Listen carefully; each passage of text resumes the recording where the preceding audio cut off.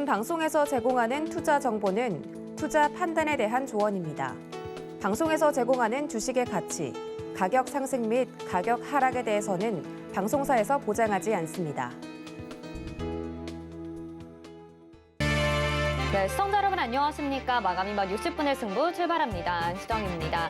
LG 에너지 솔루션 청약에 대해서 연일 보도를 해드리고 있는데요. 방금 전에 저희가 속보로 또 전해드렸습니다. 이 청약 증거금이 100조 원이 넘는 것으로 지금 보도가 되고 있는데요. 그 전에 또 발표가 됐었죠. 역대 최고치 IPO 증거금이 SKI 테크놀로지 때였는데 그때 80조 정도였다고 합니다. 시장이 어려운 만큼 지금 100조 원이라는 돈이 이 LG 에너지 솔루션 청약 증거금으로 모인 것으로 보이는데요.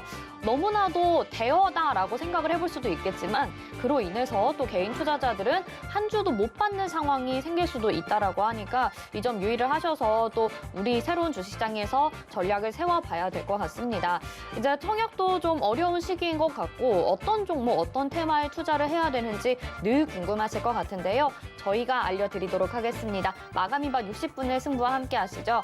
유튜브를 통해서도 참여 가능하죠. 유튜브 검색창에 서울경제TV 검색하시고요. 방송 보시면서 방송과 관련된 궁금증, 시장과 관련된 궁금증 남겨주시면 저희가 반영해서 답변 도와드리도록 하겠습니다.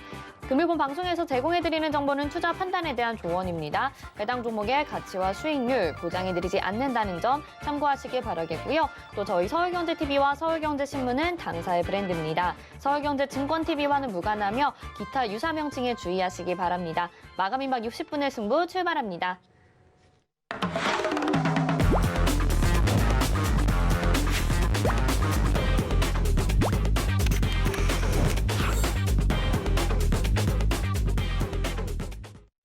네, 오늘 첫 번째 순서 최재원의 도전 100점 백승입니다. 위원님이 시장 점검과 특징적인 테마들 분석을 도와주고 계시죠. 최재원 위원님 인사부터 드려볼게요. 위원님 어서 오세요. 네, 안녕하세요. 네. 오프닝에서 말씀을 드렸으니까요. LG 에너지 솔루션 청약 증거금 때문에 지금 시장에서 또 수급이 점점 공백이 생기는 것도 있을 것 같고요. 지수도 좀 부진한 모습을 보여주고 있습니다. 이제 조정 다 나온 거라고 봐야 될까요? 계속 여쭤보는 것 같아요. 네, 일단은 맨날. 에너지 솔루션 같은 경우는 여러분들 요즘 한창 막 청약 이런 게 대세고 시장이 워낙 어렵다 보니까 많이들 하시는데 사실 그런 거는 좀 부자들의 특권이라고 좀 생각을 하시는 게 더 맞아요. 왜냐하면 돈이 많은 사람들은 뭐 대출도 잘 나오고 돈 빌릴 때도 많잖아요. 네. 그냥 뭐 어느 정도 한계점이 있겠지만 많이 넣으면 넣을수록 어차피 공모가보다는 상장가가 더 높을 거니까 상장하고 매도를 하려는 취지에서 그냥 그렇게 어차피 수익률만 해도 좀 되니까 그런 형태로 좀 돈을 많이 어차피 바로 빌린 다음에 매도하고 갚아버리면 문제될 게 없어서 네. 아무래도 돈이 좀 많은 사람들이 돈을 뭐 대출이든 뭐든 많이 땡겨가지고 그런 식으로 하고 있기 때문에 아무래도 허주문이 좀 많은 것 같고요. 그리고 그런 형태의 그런 것들이 좀 많다 보니까 아무래도 상장 후에 뭐 상한가가 두 배는 나올 수 있는데 상장가가 네. 그 이후에 상한가를 갈 수 있을지 말 그대로 따상이 가능할지는 여전히 저는 미지수다 이렇게 보고 있고요. 그러다 보니까 아무래도 증시에는 오히려 악재죠. 돈이 워낙 그쪽으로 다 몰리다 보니까 악재고 일단 증시 관련된 이야기를 좀 해야 될 것 같은데 증시는 애초에 뭐 여기까지 원했다기보다는 어느 정도 예상은 했다라고 보여지는 자리까지는 왔어요. 우리 고양이 여전히 잘 있고 깨지진 않았어요. 제가 말씀드렸던 기준 자체가 깨지지 않는 거였는데 크게 이탈은 안 했고요. 여기서 RSI 지표를 잠깐 보자면 두 개가 나왔네. 일단은 깨지지는 않았고요. 이거 깼다가 다이버. 일단 깨지지 않은 상태에서 네. 나쁘지 않은 것 같고 지금 형태로만 보면은 살짝 깨면서 다이버를 다시 한번 연계를 할 수도 있겠다라고 보여지기는 하는데 일단 현재 흐름만 봤을 때는 크게 나쁘지 않다. 오히려 좀 큰 흐름으로 봤을 때 나쁘지 않다라고 보여지고 그 근거로 이제 나스닥 차트를 보여드릴 거예요. 나스닥 차트 같은 경우에는 좀 중장기적으로 하락을 어느 정도 보이기는 해요. 사실 어느 정도 보이기는 하는데 이게 확산형 엔딩 다이어고널, 그러니까 다이고날이라고 하거든요. 한국말로는. 네. 확산형 엔딩을 좀 그리면은 이 자리에서 한번 지지를 받고 딱 이 자리에 한 번 정도 더 내려와서 확산형 추세를 그린 다음에 반등을 해서 3탑, 뭐 바닥도 3중 바닥이 있으면 탑도 하나, 둘, 3탑을 만든 다음에 하락을 그릴 확률이 좀 생겼고요. 현재 분봉 흐름을 봤을 때도 계속해서 좀 다이버 형태를 좀 만들려는 움직임이 보이기 때문에 이거는 오늘 밤에 만약에 크게 내리지 않고 여기 근처를 좀 지지한 다음에 반등이 좀 나와준다 하면은 반등 흐름이 좀 보인다 하면은 여기서부터 이렇게 ABC로 올라갈 확률이 있기 때문에 그렇게 되면 우리나라 증시 여기서 여기가 기준이 좀 돼요. 나스닥 기준으로 봤을 때. 그러니까 우리나라 증시는 상방인데 지금 리스크가 나스닥이니까 나스닥 차트를 보는 거예요. 네. 한 12% 가까이 상승이 나온다 하면은 우리나라 증시도 뭐 대충 10% 이상은 나오겠죠. 비슷하게 간다고 하면은 기준으로 봤을 때 나스닥 역시도 이렇게 오르려면 어떤 악재가 해소되거나 호재가 나와야 되기 때문에 그런 부분으로 봤을 때 전반적으로 크게 나쁜 흐름은 아니다. 예상된 자리까지 왔고 원래는 안 깨질 줄 알았어요. 이렇게 급락 형태로 내려올 줄 몰랐기 때문에 그러니까요. 안 깨질 줄 알았고 사실 이게 없었으면 아마 히든 상단을 만들면서 올라갔을 것 같은데 이 중간에 이 양봉, 이 쓸데없는 귀인지 팔인지 어깨인지 모를 게 생겨버리면서 한번 저점을 살짝 다이버전스가 만들어지려면 여기가 이 자리가 이탈되면 안 되니까 RSI가 살짝 여기도 살짝 이렇게 이탈하는 형태에 그러면서 상승 다이버전스가 2번 중첩이 되는 형태로 나오면서 강한 상방으로 나올 수도 있겠다. 이런 형태도 현재 보여지고요. 네. 일단은 나스닥이 살짝 조금 더 아래로 내려올 수 있기 때문에 이것 역시도 그럴 수 있겠다라는 관점으로 좀 보면서 대응을 하시면 될 것 같고 만약에 일단 내리더라도 크게 내리지 못한 상태에서 오를 수 있기 때문에 저점을 손절 기준으로 잡고 계셨던 분들도 조금만 저점 깨질 때 어떤 움직임을 보이는지 조금 더 지켜보고 대응하시는 게 좋을 것 같습니다. 네, 근데 이제 그러면 전략이 좀 중요한 거잖아요. 지수가 더 내려오게 된다면 그때 추가 매수해도 되는 건지 지금 이제 사실은 정말 더 이상 내가 어떤 종목에 추가 매수를 하기는 무섭다라고 생각하시는 분들 많으실 것 같단 말이에요. 어떤 전략이 좀 필요할까요?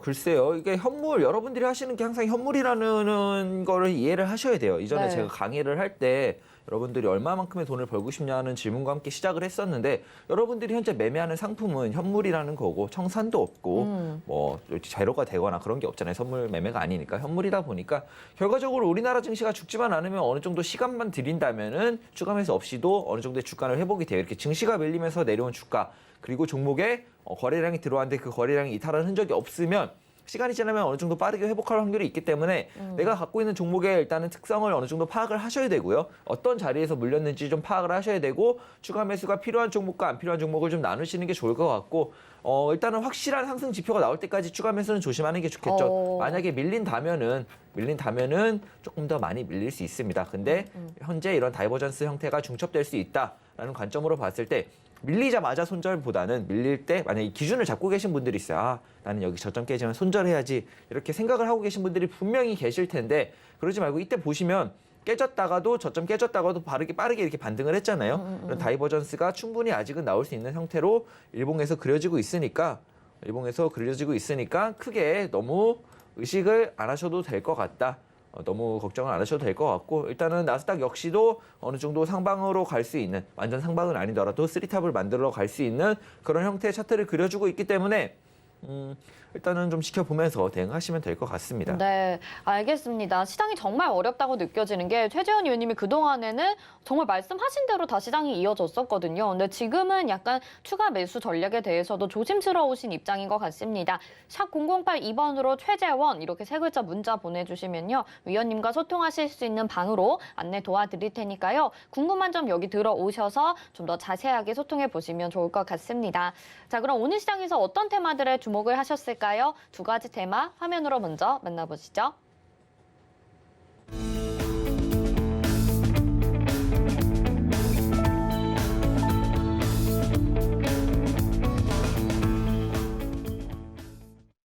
네, 오늘 두 가지 테마 보셨는데요. 유튜브 채팅창을 통해서도 궁금한 점 질문 남겨주시면 됩니다. 서울경제TV 검색하시고요. 지금 라이브 방송 보시면서 채팅창에 질문 남겨주시면 저희가 위원님에게 질문 드려보고 답변도 들어보는 시간 가져보도록 할게요.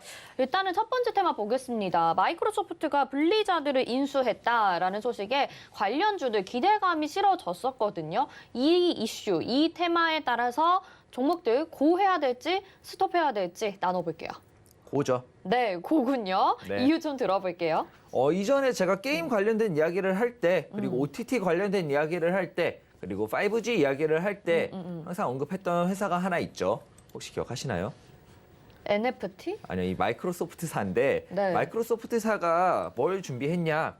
바로 게임의 스트리밍. 네. 게임의 스트리밍을 준비를 했다 이렇게 말씀을 드리면서 이제 뭐 4G에는 뭐 음악 스트리밍, 5G로 넘어오면서 영상 스트리밍이 가능해졌고 이제 차세대 기술인 6G 뭐 메타버스로 넘어가면서 마이크로소프트는 오래 전부터 이런 게임 쪽 게임의 스트리밍 시장을 계속해서 노리고 있었고 그쪽으로 투자도 계속하고 이쪽으로 나가겠다고 말도 계속하고 있었어요. 네. 그렇게 되면 당연히 컨텐츠를 만들 수 있는 뭐 그런 회사들도 필요하겠고 게임 회사들에 대한 전반적인 뭐 대대적인 인수합병 아니면 투자가 많이 들어가겠죠. 많이 들어가면서 제가 우리나라 게임 회사 게임이 나쁘지 않아요. 왜냐면 사실 배틀그라운드도 애초에 우리나라에서 네. 만들어진 게임이고 배틀그라운드 이후에 우리나라 게임에 대한 주목이 굉장히 많이 늘어났어요. 뭐 싱가포르나 중국 쪽에서 투자가 좀 많이 들어오고 이쪽 게임 산업 쪽에 좀 업계 관계자들한테 들어보니까 투자 쪽도 좀 많이 들어오고 이러다 보니까 우리나라 게임 컨텐츠들이 그렇게 나쁘지 않단 말이에요, 생각보다. 네. 이후에 세계적으로 인식도 어느 정도 잘 박혀 있고 그리고 워낙 또 게임을 잘하는 나라다 보니까 맞아요. 게임하면 또 우리나라 아니겠습니까? 그러니까 우리나라 게임주들은 전반적으로 괜찮다. 그중에서도 메타버스에 대한 이해도를 갖고 있는 회사들은 정말 좋다라고 계속해서 말씀드렸고 크게 조정 시에 계속 갈 수 있으니까 좀 이 회사가 정말 메타버스를 잘 이해하고 있다고 분석을 해봤을 때 그렇게 보여진다면 네. 크게 두려워할 필요가 없다라고 계속해서 말씀을 드렸습니다. 그러면서 이제 오늘 이제 드디어 마이크로소프트가 칼을 뽑아 들었고 네. 세계 최대 게임 회사 중 하나죠. 블리자드를 84조인가를 주고 이제 네. 인수를 했다고 합니다. 네, 그러면서 이제 관련주들이 뛰고 있는데 관련주들 앞으로도 한동안 계속해서 갈 것 같고요. 마이크로소프트사의 이제 게임 쪽에 관련된 인수합병과 투자는 이제 시작이다. 아, 이제 그래요? 시작이다 이렇게 볼 수 있기 때문에 조금 잘 계속해서 주시해 보셔도 좋을 것 같습니다. 오, 네. 기존에 그럼 마이크로소프트에 대해서 관심이 꽤 있으셨었나 봐요, 위원님. 네, 그렇죠. 알겠습니다. 그럼 오늘 관련주로 급등을 했던 종목이 지금 손오공이고 상한가 기록을 하고 있거든요. 네. 근데 사실 이 종목만 보기에는 좀 아쉽고 또 위험하다라는 생각도 약간은 드는 것 같아요. 어떤 종목들 보면 좋을까요? 일단은 이전에 메타버스 게임 연관됐던 관련 종목들은 네. 다 같이 보시는 게 좋습니다. 오. 일단은 단기적으로 오늘 좀 보여줬던 시세를 보여줬던 YJ 게임즈 네. 그리고 오늘 좀 새롭게 나왔던 나무기술과 이노뎁 그리고 이제 넵튠까지 그리고 네. 에코가 있네요. 에코가 넵튠도 좋다고 말씀을 계속해서 드렸었고 네. 그렇기 때문에 이 관련주들은 게임 관련주들은 그렇게 두려워하지 말고 받아보셔도 좋을 것 같아요. 게임 쪽은 앞으로도 계속해서 좀 발전이 이루어질 거고 게임 쪽도 결국엔 6G로 넘어가면서 메타버스에 아무래도 제일 밀접한 콘텐츠가 사실 게임이잖아요. 게임이기도 하고 그러면서 이게 또 뭐 스트리밍으로 넘어가면서 이쪽으로 좀 대대적으로 대기업들, 큰 기업들의 투자가 이루어질 거고 경쟁이 이루어질 거기 때문에 OTT도 현재 뭐 콘텐츠 싸움이잖아요, 사실. 네. 그렇기 때문에 게임도 결국 스트리밍으로 넘어가면 콘텐츠 싸움이란 말이죠. 그런 콘텐츠에 있어서 현재 우리나라는 전 세계적인 이미지가 이미 강국이에요. 강국이고 게임도 잘하고 뭐 이런저런 콘텐츠도 잘 만들고 그렇기 때문에 우리나라 쪽에 투자가 많이 이루어질 확률도 높고요. 그런 쪽으로 준비를 하고 있는 회사들도 많고 이미 뭐 발전을 해나가고 있습니다. 뭐 P2E 이런 거에 있어서 우리나라가 뭐 이런저런 법적인 규제나 이런 게 좀 있긴 하지만 이미 해외에서는 네. 뭐 이메이드를 필두로 해가지고 많이 발전을 하고 있기 때문에 우리나라 게임 업계는 앞으로도 좀 많이 클 수 있겠다. 근데 이전에도 말씀드렸다시피 NC소프트 같은 그런 뭐 이게 말로만 그런 게 아니라 정말 이 메타버스라는 콘텐츠를 이 메타버스라는 플랫폼을 잘 이해하고 이 특성을 잘 이해하고 이쪽으로 발전하려고 노력을 좀 하고 있는 회사들을 위주로 보신다면은 이 회사들은 계속해서 시세를 상방으로 줄 겁니다. 그렇기 때문에 게임 관련주들은 계속해서 좀 관심을 가져보세요. 네, 알겠습니다. 게임주들 계속 관심 가져보면 좋겠다 하셨고 또 메타버스와 관련된 게임들 더 보면 좋겠다 이렇게 말씀하셨어요. 근데 오늘 또 이제 새로운 종목 말씀해 주신 게 나무기술, 그다음에 이노뎁 이런 종목인 것 같습니다. 사실 그동안에 뭐 다른 게임주들이라고 하면 좀 많이 올랐다라는 느낌이 있긴 하거든요. 나무기술 같은 경우는 완전히 게임주다 이렇게 말하기는 어렵지만 지금 접근하기 너무 좋은 자리이지 않나요, 혹시 봤을 때? 일단은 제 조금 추측인데. 네. 애매해요, 사실. 애매해요? 오늘 오. 거래량 이렇게 꼬리 달면서 내려왔기 네. 때문에 이후 내일 이 꼬리를 얼마나 메워주느냐가 사실 제일 좋을 것 같은데 이게 뭐 증시의 영향인지 어떤 영향인지 모르겠는데 아무래도 좀 갑작스러운 인수 소식이었잖아요. 소식이죠, 네. 그러다 보니까 관련주로 좀 갑작스럽게 엮인 게 있어가지고 뭐 세력들이 물량 확보를 조금 더 위해서 내렸던가 그럴 수 있는데 일단 지금 당장 보기에는 매수를 받아보기에는 뭐 손절 라인을 잡아둔다면 나쁘진 않은데 일단 오늘 이것만 보고 들어가기엔 좀 애매하고 돌파를 아직 못했다 정도로 생각을 하시면 좋을 것 같아요. 보면은 아직 대추세도 하방이고 이 수렴의 끝자락에 와 있기 때문에 일단 수렴의 끝을 어떻게 마무리하는지 수렴의 돌파를 보면서 대응하시는 게 좋을 것 같고요. 네. 항상 제가 드리는 말씀인데 수렴 이후의 시세 분출은 이렇게 보면 안 되겠구나. 수렴의 입구의 크기에 조금 비례하는 그런 성향이 좀 많이 나타납니다. 그렇기 때문에 대충 여기서 여기를 봐도 여기에 수렴을 끝과 끝으로 봐도 시세가 굉장하죠. 네. 이 시세만큼 수렴의 방향으로 분출될 확률이 높기 때문에 내려간다면 굉장히 위험하겠지만 아무래도 상방의 확률이 높겠죠. 그러면 수렴의 끝을 확인하면서 돌파를 확인하면서 진입해도 늦지 않겠다. 네. 이렇게 보시면 될 것 같습니다. 근데 이제 또 이 산업 자체에 대해서 굉장히 좀 기대가 됩니다. 스타크래프트 혹시 좋아하시나요? 아, 많이 좋아하죠. 네, 저는 해본 적은 없는데 거의 1세대 우리나라의 대표적인 게임이라고 볼 수가 있고 이 메타버스와 연결이 된다고 하면 어떤 방식으로 진행이 되는 걸까요? 스타크래프트가 메타버스랑 글쎄요, 상상이 잘 안 되는데. 네, 디아블로도 있고 이 블리자드 회사에서 만든 게임들이 굉장히 여러 가지가 있잖아요. 네, 많죠. 네. 어떤 형태로 연결될지는 잘 모르겠습니다. 제가 게임은 잘 못하니까 이 스타크래프트를 오래 하신 전문가분이 한 분 계세요. 이 김성현 전문가분이라고 설명드리게 네네. 그분께 물어보시는 게 아무래도 조금 더 낫지 않을까 알겠습니다. 생각합니다. 기회가 된다면 또 여쭤보도록 하겠습니다. 첫 번째 테마는 어쨌든 마이크로소프트가 블리자드를 인수했다라는 소식 전해지면서 메타버스와 연관된 게임주들 유심히 보자고 말씀을 해주셨습니다. 자, 다음 두 번째 테마 이야기 나눠볼게요. 두 번째 테마는 국제 유가입니다. 이것도 정말 테마라고 봐야 될까요? 우리 글로벌 시장을 굉장히 좀 어렵게 하고 있는 부분 중에 하나인데 그래서 관련주들은 또 상승을 해주고 있습니다. 국제 유가는 계속해서 고일까요? 스톱일까요? 스톱입니다.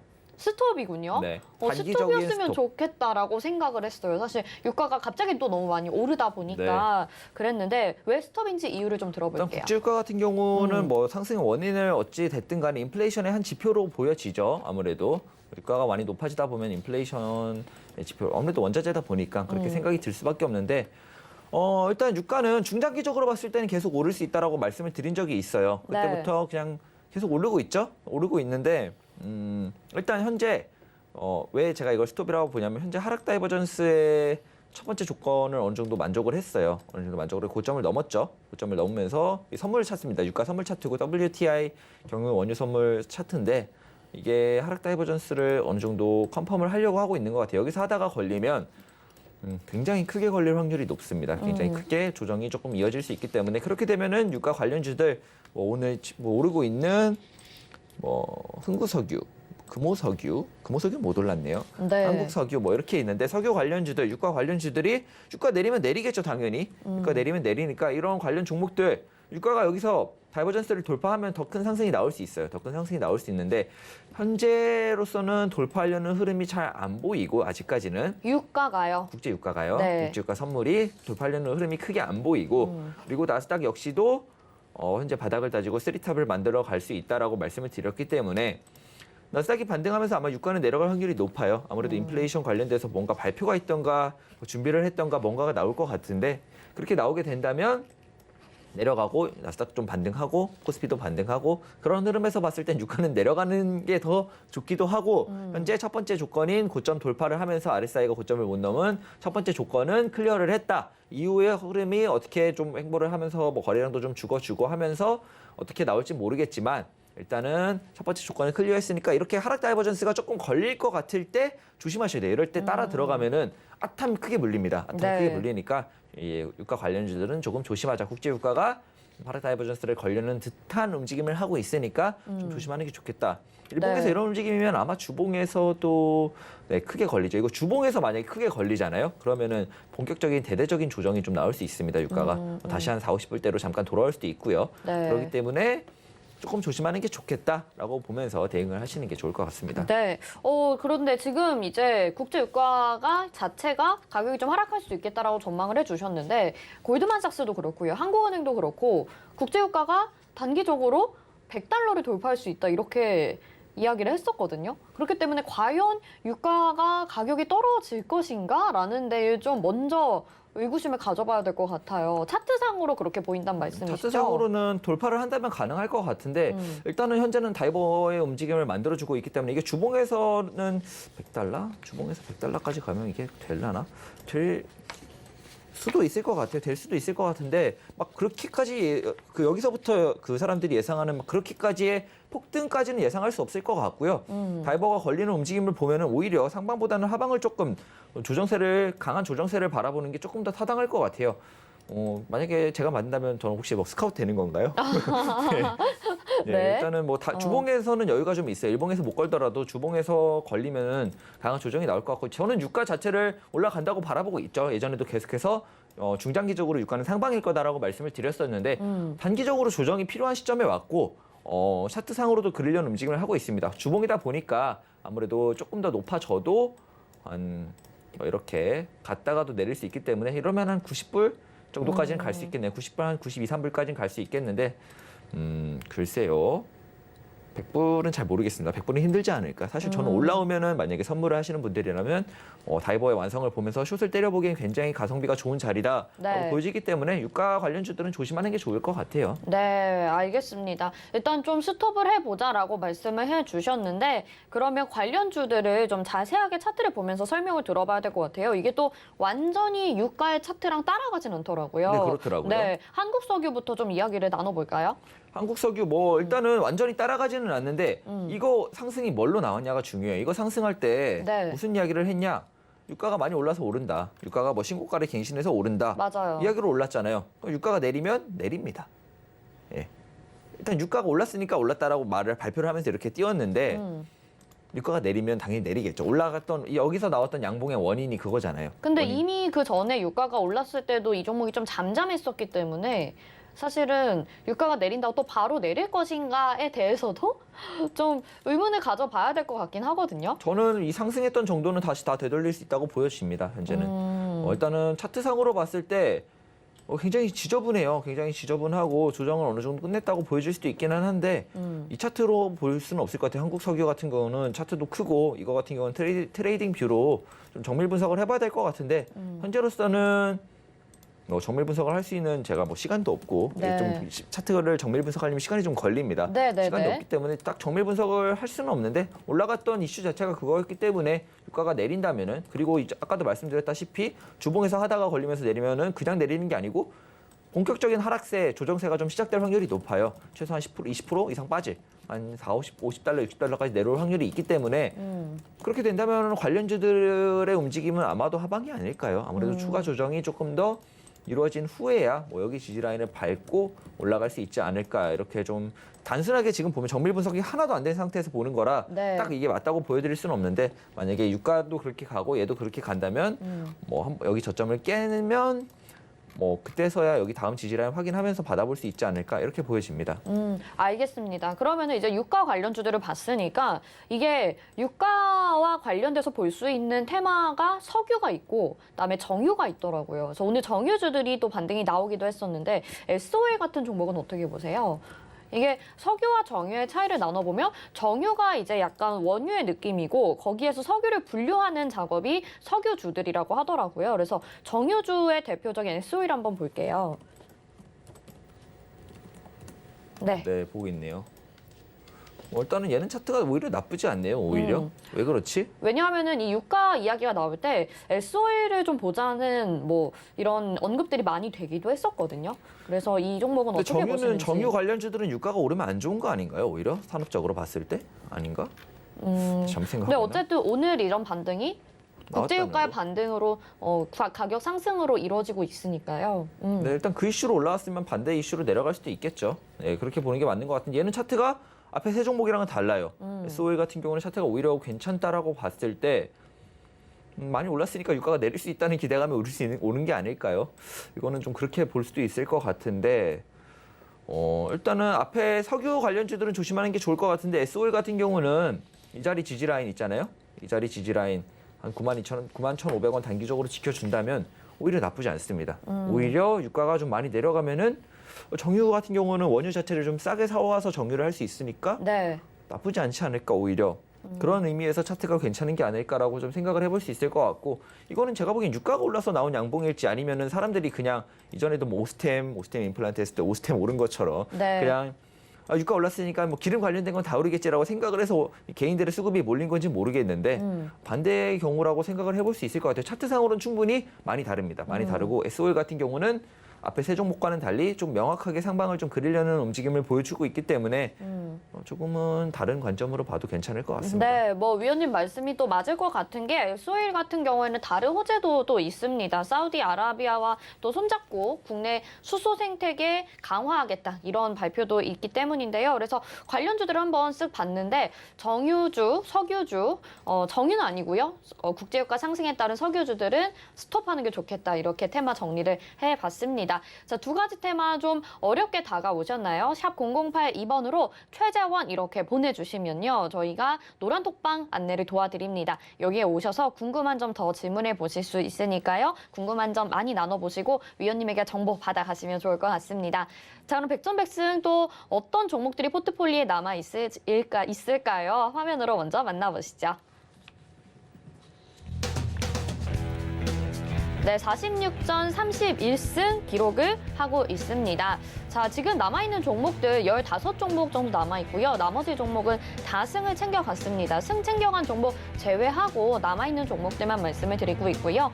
코데즈 컴바인, 파라다이스, 아시아나항공, 동국제강, HK이노엔 지금 보고 계시는데요. 뭐 남북경협주도 있고 파라다이스, 아시아나항공 같은 이런 리오프닝 관련주도 있습니다. 철강주도 있는 상황이고요. HK이노엔 먹는 코로나 치료제와 관련된 종목들로 가지고 나오셨죠. 다음 보겠습니다. 네, 팜스토리, 웅진싱크빅, 아스트, 아난티, 파인텍 이렇게 담겨 있고요. 천연가스 관련주로 팜스토리 또 소개를 해주셨고 정치 테마주 웅진싱크빅 담겨 있는 상황입니다. 아난티 역시 남북경협주 남아있는 상황이고요. 파인텍 같은 홀로그램 종목도 가지고 있습니다. 네, 롯데케미칼, HMM, 넵튠, EDGC, 아모센스 이렇게 담겨 있는 상황이고요. HMM도 지금 두 번째 도전 중이고요. EDGC 마지막 메타버스 종목이라고 또 소개를 해주셨습니다. 계속해서 승 챙겨갈 수 있기를 기대해 보도록 하겠습니다. 네, 지금 이렇게 15개 종목들 확인을 해보셨는데 AS 뭐 저희가 여러 번 도와드렸습니다. 하지만 그럼에도 불구하고 오늘 시점에서 다시 한번 점검을 해봐야겠죠. 오늘 어떤 종목 먼저 점검해 볼까요? 어떤 거 해볼까요? 일단 한 번씩은 다 해가지고 지금 뭐 증시도 많이 내리고 관련주들이 힘을 좀 못 쓰고 있는 모습인데 어떤 걸 하는 게 좋을까요? 다 필요할 것 같긴 한데 네, 다 한 번씩 해볼까요? 지금부터 롯데케미칼 먼저 갈게요. 이거 최근에 안 했던 것 같은데 이거 뭐 일단은 지지라인 근처에 내려와서 반등 흐름 보이고 있어서 여기 지지박스, 노란색 지지박스를 지켜준다면 상승이 나올 것이다라고 말씀을 드렸고요. 오늘 뭐 증시 반등이 조금 나오고 있죠. 오후로 들어오면서 바닥을 지켜주고 고양이도 어느 정도 완성했기 때문에 현재 이런 움직임 보여주고 있고 그런 관점에서 봤을 때는 여전히 잘 지켜주고 있다. 그리고 여기만 지켜준다면 여기 저항대 24만 5천 원의 저항대는 한 번은 돌파할 것이다라고 계속해서 말씀을 드렸기 때문에 여기만 돌파해도 승은 일단 챙겨가고요. 말 그대로 돌파를 할 것 같습니다. 돌파를 할 것 같으니까 뭐 이제 조금 더 증시가 만약에 상방으로 돌아선다면 조금 더 긴 호흡으로 봤을 때 길게 가져가 볼 만한 종목이죠. 조정도 충분히 여기서 여기까지 상승을 기준으로 봤을 때 충분히 되돌릴 만큼 되돌렸고 지지도 어느 정도 확실하게 받고 있는 것 같아요. 받고 있는 것 같으니까 롯데케미칼 같은 경우에는 무난하게 24만 5천 원 부근의 돌파 정도는 나와줄 것 같다. 지지라인 확실하게 지켜주고 있으니까 너무 걱정하지 마셔라. 이런 말씀 드리고 싶고요. 사실 리오프닝 관련돼서는 너무나도 많은 사람들이 이야기를 하고 사실 답이 정해져 있는 그런 테마입니다. 언제 갈지 그것만 다들 손꼽아 기다리고 있을 뿐이지 어느 정도 한번 탄력을 받으면 당연히 올라갈 테마기 때문에 굳이 뭐 볼 필요는 없을 것 같고 지지라인도 크게 이탈을 안 했더라고요 보니까. 그러면 좀 궁금하실 게 아모센스 네. 같은 경우는 여기 근처를 이탈하지 않는 선에서 23,600원의 저항 라인을 도전 혹은 돌파할 거다라는 관점에서 말씀을 드렸는데 막혀도 승을 챙겨가고요. 돌파하면 땡큐고요. 보니까 근데 한 번은 막힐 확률이 높으니까 매도가 자체를 저항대 5%에서 일단은 아모센스는 5% 왔을 때 입절을 해나가는 게 하고 나서 네. 대응하는 게 좋을 것 같고 뭘 해볼까요? HK 이노엔 한번 해볼까요? HK 이노엔 같은 경우는 이걸 따로 계속해서 말씀을 드렸는데 네. 일봉상에 상다가 걸릴 것 같아서 이번에 추가 매수는 조금 더 기다렸다라고 말씀을 드렸는데 여기서 사실 추가 매수를 하려다가 이거 딱 봐도 다이버가 거의 다 내려왔고 네. 거래량도 죽어 있고 항상 컨펌의 조건 중에 하나가 거래량이 죽어야 됩니다. 거래량이 죽고 있고 하니까 이거 다이버 만들면서 어차피 강하게 올라가려면 다이버가 꼭 필요합니다. 이렇게 저점 근처에 왔을 때 거래량도 죽어 있고 다이버가 근처에 와 있으면 그리고 큰 상승을 할 수 있는 종목인 것 같으면 보통은 큰 상승이 발단이 되는 게 보통은 다이버전스이기 때문에 다이버를 완성하고 갈 수 있겠다라는 관점으로 계속해서 생각을 하고 있었고요. 그렇기 때문에 이번에 거의 여기 일봉상 여기만 이탈을 안 하면 다이버가 컨펌이 나기 때문에 여기 근처에서 제가 횡보나 좀 지지라인을 만들어 준다면 다이버의 나머지 조건들을 본 개수로 만족해 준다면 제가 상승할 거기 때문에 제가 추가 매수 자리를 여기 방송 혹은 노란톡방에서 드린다고 말씀을 드렸으니까 네. HK노엔 추가 매수 기다리시는 분들은 노란톡방 들어와 계시면 될 것 같습니다. 그렇게 하고 HMM 정도 마지막으로 해볼까요? 네. 워낙 궁금해하시는 분들이 많은 것 같으니까 HMM과 팜스토리 하려고 하는데 팜스토리 먼저 짧게 갈게요. 네. 지지라인 이탈 안 했습니다. 증시 반등 나오면서 갈 거고요. 천연가스는 전혀 밀리지 않고 있죠. 천연가스 같은 경우에는 우크라이나와 러시아 이슈, 유럽 이슈가 갈등이 점점 심해지고 있어요. 점점 심해지고 있기 때문에 언제고 계속 오를 거고 오른다면은 결국에 이게 말씀드렸다시피 선물에서 현물 경기로 넘어오고 천연가스 가격이 오르면서 현물 천연가스의 가격이 오르면서 이제 요소 관련된 가격이 또 오르고 이게 비료 곡물로 넘어오는데 시간이 좀 걸리는데 네. 어차피 식량난은 한번 크게 올 것 같아요. 조만간 관련되면서 곡물 관련주들은 크게 한번 오를 수 있는 큰 시세 상승 말 그대로 진짜 더블 이렇게 바라볼 수 있는 시세 상승이 나올 수 있으니까 팜스토리 같은 경우에는 지지라인 이탈만 안 한다면 꽉 쥐고 계시는 게 좋을 것 같고요. 네. HMM 이거 제가 해운 조선업이랑 해운 물류 관련주에서는 두 테마다 좀 긍정적으로 보고 있어요. 사실 조선업도 그렇고 조선업도 많이 내렸잖아요. 이전에 상담을 할 때 조선업에 관련해서 살짝 언급을 했었는데 해운 물류도 여전히 나쁠 게 없어요. 나쁠 게 없는 상황이고 HMM을 포함해서 다른 해운 물류 관련주들도 이 테마 자체를 어느 정도는 한 번 정도 강한 상승이 나올 거다라고 바라보고 있습니다. 근데 이전에 워낙 많이 올랐기 때문에 이 고점을 돌파하는 상승까지는 모르겠다고 말씀을 드렸고 이미 상승분에 대해서 많은 조정, 시세 조정과 기간 조정까지 시간을 끌면서 시세도 많이 조정을 주었기 때문에 한 번 정도의 강한 반등이 나올 수 있다. 강한 반등이라고 하면은 HMM 기준으로 봤을 때는 하락이 시작이 되었던 이 자리까지 한 38,000, 한 8,900원 정도 조금 더 준다고 하면은 이전에 돌파를 못하고 하락이 시작되었던 한 44,500원 정도까지는 올 수 있겠다라는 관점으로 보시면서 이런 해운 물류 관련주들 HMM을 필두로 보시면 좋을 것 같은데 해운 물류 같은 경우는 HMM이 항상 대장이었고 워낙 사람들의 많은 기대를 모으고 있는 종목이기 때문에 HMM이 제일 강할 수도 있겠다 이렇게 보여지니까 HMM은 좀 편안하게 보시면 될 것 같습니다. 네. 알겠습니다. 자, 지금 이렇게 종목들 AS 해봤는데요. 내가 가지고 있는 종목은 하지 않았다 하시는 분들도 있으실 것 같고 워낙 시장이 어렵다 보니까 실시간으로 전략 받아보고 싶으신 분들도 계실 것 같습니다. 샵 0082번으로 최재원 문자 3글자 보내주셔서 노란톡방 안내 도와드릴 테니까 들어오셔서 질문 남겨주시길 바랄게요. 최재원 의원님 여기서 인사드리겠습니다. 고맙습니다. 감사합니다. 네, 이어서 이정수의 신의 한 수로 이어집니다.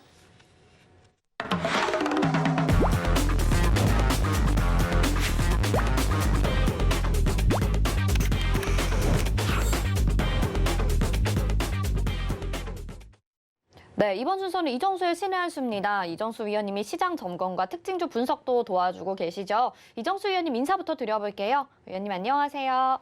네, 안녕하세요. 신한수의 이정 전문가입니다. 네, 오전에는 시장이 좀 그래도 괜찮은가 싶었는데 오후장 들어가면서 힘이 또 빠졌었죠. 오늘 시장을 어떻게 분석을 해봐야 될지도 궁금하고요. 특징주들 어떤 거 보셨는지도 분석 도와주시죠. 네, 자, 오늘 2022년 1월 19일. 자, 오늘 신의 한수 기술밴드 전략부터 먼저 말씀을 좀 드려보도록 하겠습니다. 자, 1월 시작한 이후서부터 해서 얼마든지 시장을 돌릴 수 있는 기회는 많았습니다. 골든타임이라 그러죠. 여기서 얼마든지 돌려주고 3,000으로 안착해주고 올라가주면 참 좋았을 것인데 그러질 못하고 이번 주 월요일서부터 계속 음봉으로 떨어지는 게 계속 안 좋다 얘기했을 겁니다. 지금 시장 필요한 것은 양봉이다. 양봉이 꼭 필요하다. 양봉으로 반드시 들어줘야 된다. 이거를 해줬어야 되는데 일단 2,900이 월요일 날이 깨졌습니다. 그래서 월요일날 이 깨지는 모습을 보고 일단은 상당히 저도 짜증이 나고 이렇게까지 나오면 안 되는데 했는데 그때 월요일날 깨지고 나서 나왔던 현상들을 우리가 다시 한 번 더 되짚어보면 카카오 그룹주가 더 급락이 나왔고요. 셀트리온 그룹주들도 더 급락이 나왔고 그러다가 어제 그저께 계속 철강주하고 조선주하고 건설주들이 급락이 나오고 합니다. 그러니까 지수가 안 좋아지려고 하면 나오는 현상들이거든요. 멀쩡했던 종목들이 급락이 나오거나 빠져버리는. 자, 거기다가 지금 수급을 보게 되면 그러니까 어제까지는 제가 그래도 아직 우리나라 시장은 박스권입니다. 박스권을 지지라고 했으니까 아직은 버텨야 됩니다. 물론 아직도 버티고 있기 때문에 지금도 박스권 유지가 되고 있고 버티는 건 괜찮아요. 근데 이제 느낌이라는 게 있잖아요. 왜 이렇게 얘네들이 계속 뺄까? 수급이 지금 꼬여 있고요. 뭐 결론적으로 말씀드리면 오늘 수급 보면은 외국인들이 풋옵션에다가 400억을 샀습니다. 원래 외국인들은 잘 들어오지도 않았던 애들이에요. 최근에 거래소에서 매수를 들어왔던 애들은 기관들이거든요. 여기 보면은 기관들이 계속 팔았던 거죠. 외국인들이 잘 말 거꾸로 했는데 외국인들은 그나마 좀 들어왔던 애들이고요. 기관들은 계속 팔았던 애들이에요. 그래서 여기저기 게시판에서 기관 투자자들한테 많이 막 뭐라 하는 글들이 많이 올라오기도 했고 뭐 이랬었는데 그동안 계속 팔았던 애들이기 때문에 오늘 기관 투자자들 매수가 조금 들어와도 별 의미가 없고 외국인들이 강하게 들어와 줘야 되는데 왜냐면 얘네들은 그래도 한 달 동안 거래소 좀 사줬거든요. 근데 얘네들이 오늘 풋옵션에서 400억을 샀습니다. 그래서 외국인들의 지금 합성 포지션을 보게 되면 지수를 2,700 정도로 맞춰놓고 있는데 그 이하도 떨어질 수도 있어요. 좀 이따 제가 기술적 분석으로 시장 지수를 좀 얘기를 할 텐데 지금 우리나라 지수는 2,822가 왜 깨지면 안 되냐면 차트를 보면 자 주봉으로 가겠습니다. 주봉으로 보게 되면 2,822가 깨지면 바로 이 자리거든요. 다시 일봉으로 돌려서 이 저점 자리가 깨지면 우리나라만 빠지는 게 아니고 일본, 그다음에 중국, 미국 시장도 전 세계 글로벌 증시 아마 같이 빠질 것 같으니까 떨어지는 걸 거예요. 근데 지금 미국 시장은 아직 괜찮은데 오늘 일본 시장이 좀 많이 빠졌죠. 이것도 수상스럽고 일본 시장이 여기서 박스권을 깨고 이쪽으로 떨어지게 되면 우리나라 시장도 이쪽으로 떨어질 거고요. 미국 시장은 한참 더 빠져야 됩니다. 근데 아직은 모르겠어요. 얘네들이 14,000을 정말로 깰 건지. 아직 얘네들은 괜찮아 보이거든요. 근데 그렇다고 해서 얘네들이 괜찮으니까 버틴다? 우리나라 시장은 2,822가 깨지면 아까도 주방에서 보여드렸지만 이 저점이 깨지면 이 밑이 횡합니다. 바닥에서 이만큼 올라갔기 때문에 중심만큼만 빠져도 2,400까지 빠져. 2,400 정확하게 따지면 2,470인데 돌파된 고점이 여기고요. 여기가 2,600 라인입니다. 2,600에서 2,470까지는 2,821을 사수하지 못하면 조정을 받을 수 있는 자리입니다. 그리고 그 폭을 대충 따져보면 12월 말, 그러니까 요거를 이렇게 보면 2,600짜리가 굉장히 밑에 있는 것처럼 보이지만 여기 고점 있죠? 12월, 그러니까 1월 고점이라든지 12월 여기 말, 요 정도, 아니면 요 고점, 이 고점에서 지금까지 빠진 정도의 폭을 밑으로 그대로 빼면 대충 그 자리가 2,650이나 좀 올라갔는데 이렇게 밑으로 빼면 2,630 정도가 나와요. 그러니까 12월 말서부터 해서 지금까지 빠졌던 폭만큼만 더 빠지면 우리나라 시장의 종목들은 당연히 더 떨어질 거고 그 정도로 떨어지게 되면은 신용 반대 매매도 나올 거고 할 텐데 그러면 저점이 깨질 가능성이 높으냐 작으냐 일단 이걸 봐야 되잖아요. 어제까지는 그래도 일락의 희망을 가졌습니다. 왜냐하면 이렇게 양봉으로 오늘이라도 들어주면 아니면 내일이라도 들어주면 마찬가지 지금도 아직 안 깨졌어요. 아직 안 깨졌는데 지금 수급을 보면 오늘 개인 투자자들이 그러니까 오늘 손절을 많이 했다가 2,500억까지 손절을 했다가 지금 또 다시 매수로 들어오고 있고 코스닥은 연일 계속 매수를 하고 있는 것 같고 이런 식으로 수급이 꼬여 있는 상황에서는 기관도 외국인들도 들어 올릴 필요가 없습니다. 쟤네들이 뭐하러 올려요? 외국인들은 주식을 많이 샀기 때문에 들어 올려야 된다라고 생각하지만 풋옵션을 400억을 샀다니까요 오늘. 그렇기 때문에 이거 저점 깨질 것도 생각을 해봐야 돼요. 최근에 종목들이 무너지거나 급락했던 것도 이게 혹시나 2,900을 깨면서 종목들이 무너진 이유가 지수 저점을 깨서 2,700가 2,600으로 내려가기 위해서 일부러 쟤네들이 거래소와 대형주들을 지금 열심히 던지는 게 아닌가. 이제는 그걸 의심해 볼 때가 됐다라는 얘기입니다. 다시 얘기하지만 아직 안 깨졌어요. 아직 안 깨졌지만 의심해 볼 필요는 있다.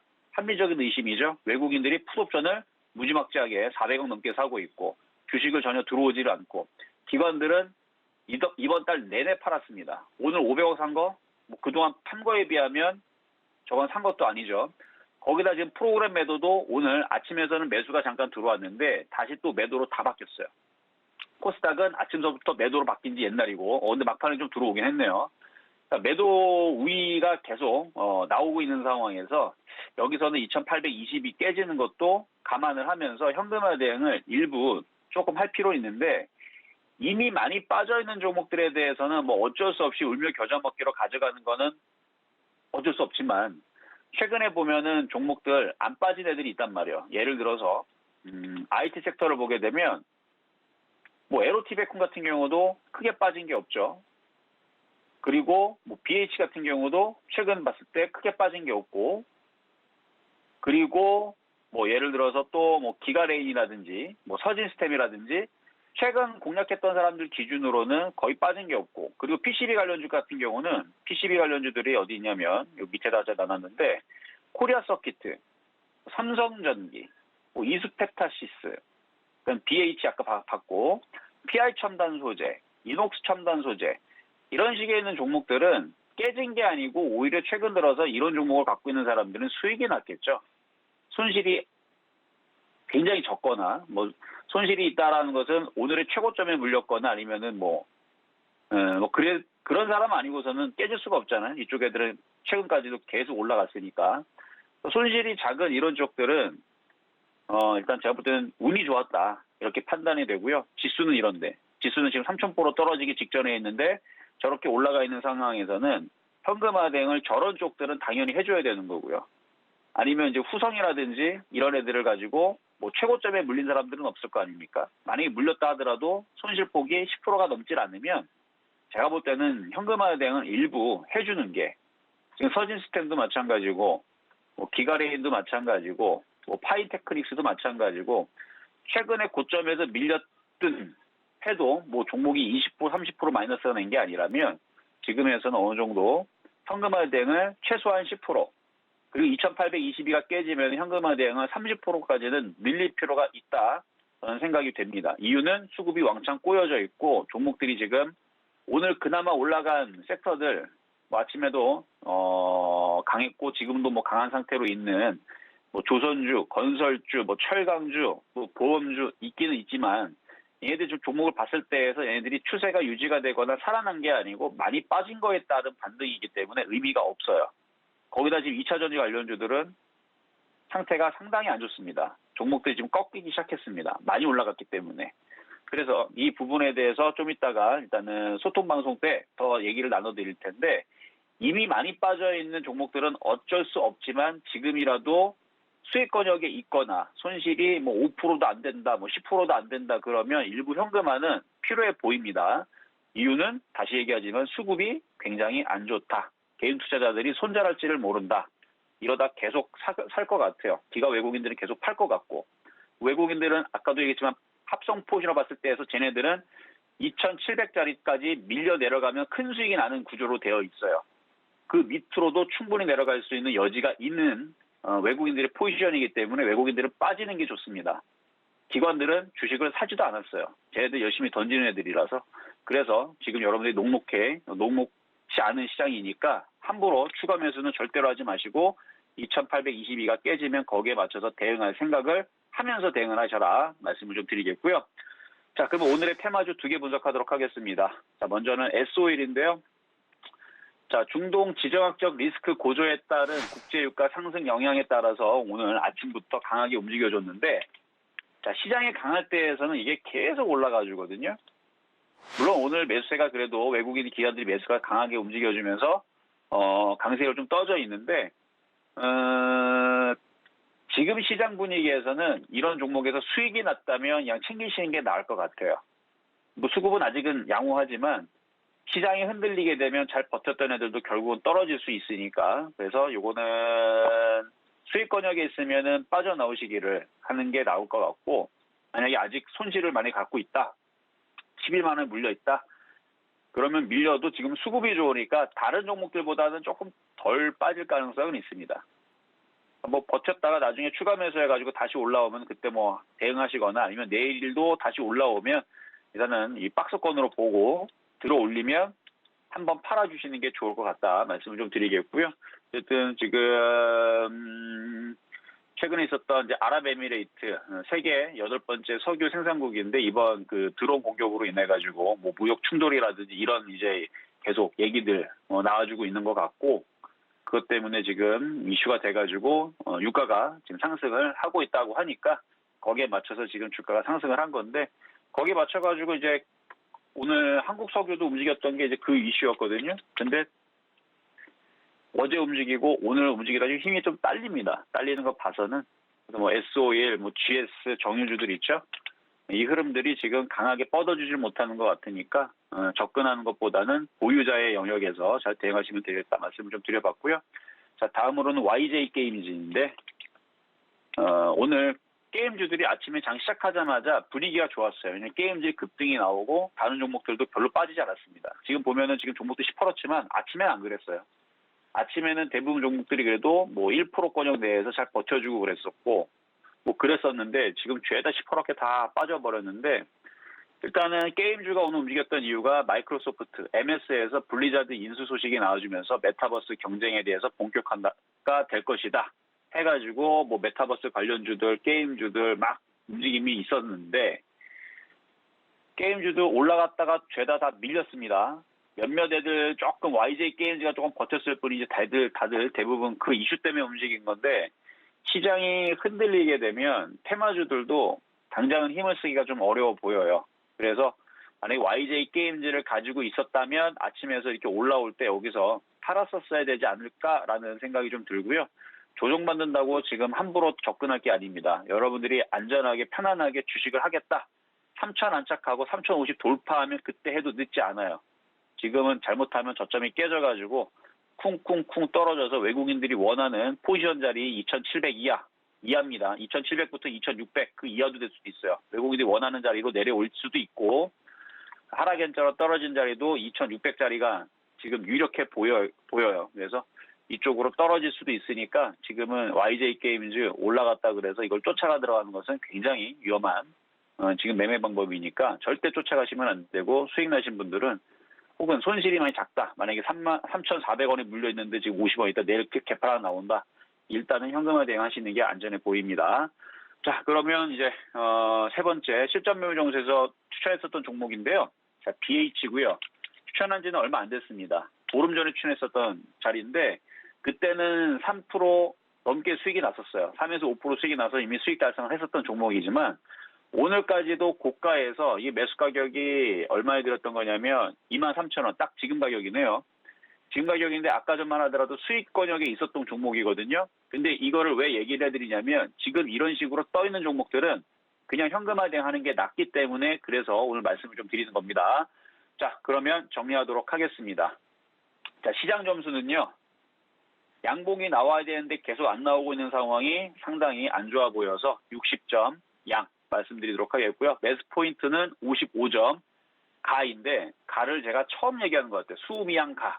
그래서 매수 포인트는 상당히 안 좋습니다. 55점 가 말씀드리도록 하겠고요. IT 부품주들도 상태가 별로 이제 안 좋아지는 것 같아서 65점 양 평가하도록 하겠습니다. 자, 못다한 이야기는 잠시 뒤에 유튜브에서 말씀 좀 드리도록 하겠고요. 여기까지 이정수의 신한수였습니다. 네, 오늘은 시장에 대한 경각심을 확실하게 말씀을 해주신 것 같습니다. 현금 확보 그 어느 때보다 중요했던 것 같은데요. 샵 0082번으로 신의 한 수 이렇게 4글자 보내주세요. 저희가 못다한 이야기 또 실시간 방송을 통해서 이야기 나눠보실 수 있게 안내 도와드리도록 하겠습니다. 이정수 의원님 여기서 인사드리겠습니다. 고맙습니다.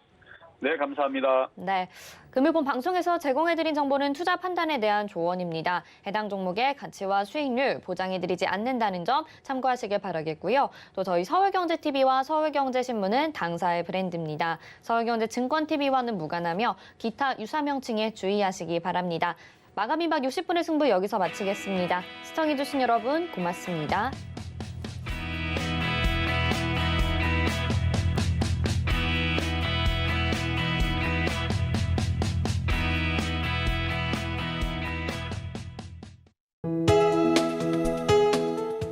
본 방송에서 제공하는 투자 정보는 투자 판단에 대한 조언입니다. 방송에서 제공하는 주식의 가치, 가격 상승 및 가격 하락에 대해서는 방송사에서 보장하지 않습니다.